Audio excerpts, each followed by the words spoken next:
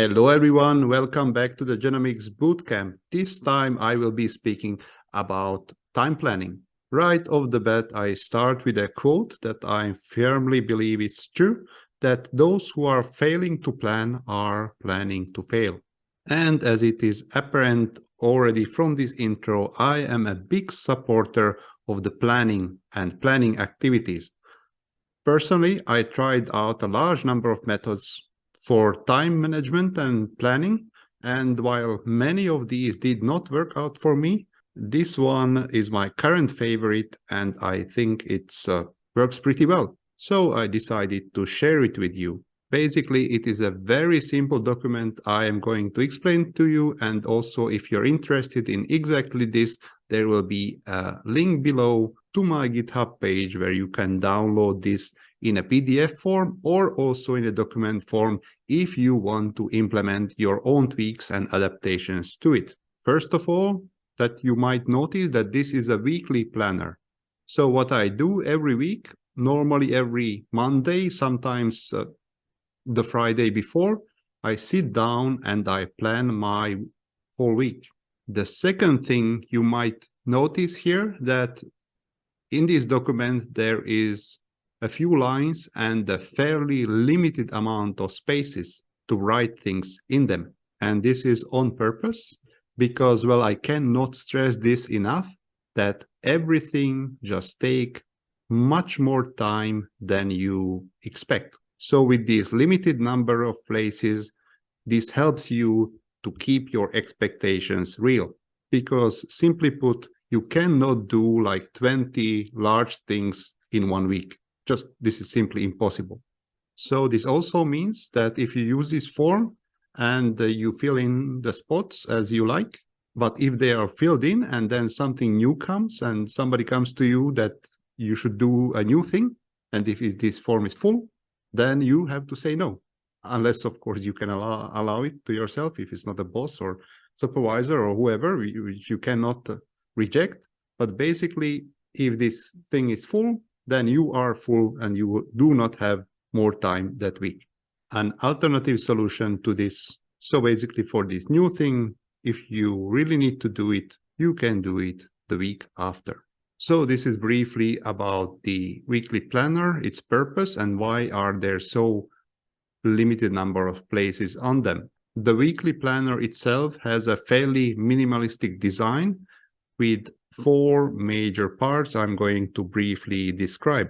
So the top part, which has these 3 bullet points, these are your priorities for the week.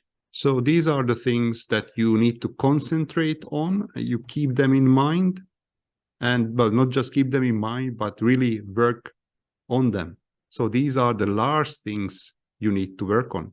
These priorities might or might not be filled or achieved within a week. So the priorities might appear also in consecutive weeks. Now, the second part is this lower part with the tasks. So these are also significant large items you need to deal with, and these ones need to be done in that week. Well, what is a large thing? This is by your own definition. But generally, from my side, I try to define the task in a way that they could be done in a few hours or let's say half a day. If there is anything larger than that, well, then you need to break it down to a smaller part that could be done in a few hours or half a day so that you can actually achieve it. Also, you might notice the neat little boxes nearby. So this is a very satisfactory tick off purpose if you done that or when you have done the task. So you can tick it off. It's really a satisfying feeling. Now, these tasks might or might not be connected to the priorities because, well, we know that, well, they are the priorities we need to work towards or work on, but there are also other items that jumps in. So, well, these tasks, you can list also those and put them up. Again, I just note the limited amount of spaces here. So there are 10 lines here. So basically you have 2 large tasks per workday.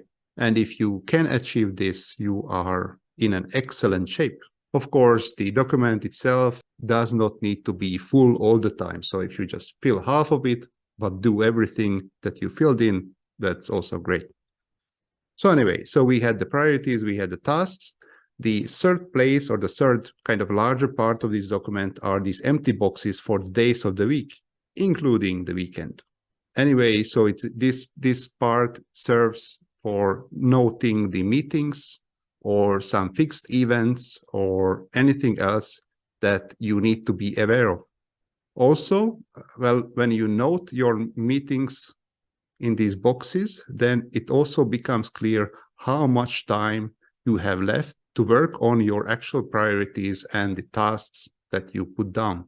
I will show an example filled out document so you can see how I do it. But of course, it's entirely up to you how you want to use this part. But basically what I do, I just put there the larger meetings or lectures or anything like that that takes considerable amount of time and it is somehow fixed. And the fourth part of this document are the notes, which is just the empty space on the lower right side of the document. And this is exactly what it stands for. So basically, if you want to write down something, so you need to write down something like a phone number, email, or kind of a quick note for yourself or anything.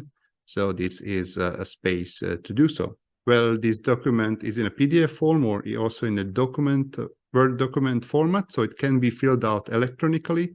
But from my side, I like to print it out, even, 2-3 copies, and have them all the time on my table.